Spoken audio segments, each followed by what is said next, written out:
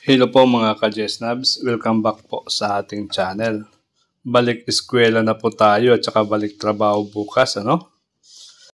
Revisit po natin itong school calendar for the school year 2025-2026. So, siguro ngayon ang tinatanong ninyo ay kung kailan ba ang Christmas break at ilang araw ba ito. Okay, so dito po tayo sa school calendar, sa December. Una ay sa December 8, holiday po siya. Ito po ay Feast of Immaculate Conception. Ito ay special non-working holiday that is nationwide, Then sa December 20 to 23, yan na po yung year-end break. Opo. So, magsisimula po ng December 20 ang Christmas break. So, ilang araw ba yan? Bilangin po natin. Simula sa December 20, so 1, 2, ay 8. Siyam, 10, 11, 12.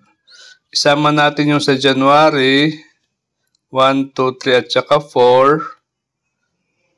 13, 14, 15, 16. 16 days po yung walang pasok, yung Christmas break or year-end break.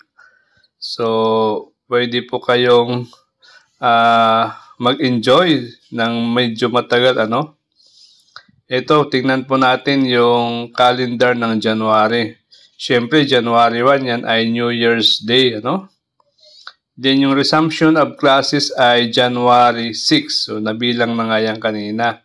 So, hanggang January 4 lang yung walang pasok. Pagka January 5, may pasok na po. Tapos, mag-exam na rin sila sa January 22 to 23 for the academic quarter 3 examination. Sa third quarter po yan. Okay, yan po yung mga schedule natin sa year-end break, sa Christmas break. So hanggang dito na lang po mga ka-Jesnabs. Bye-bye.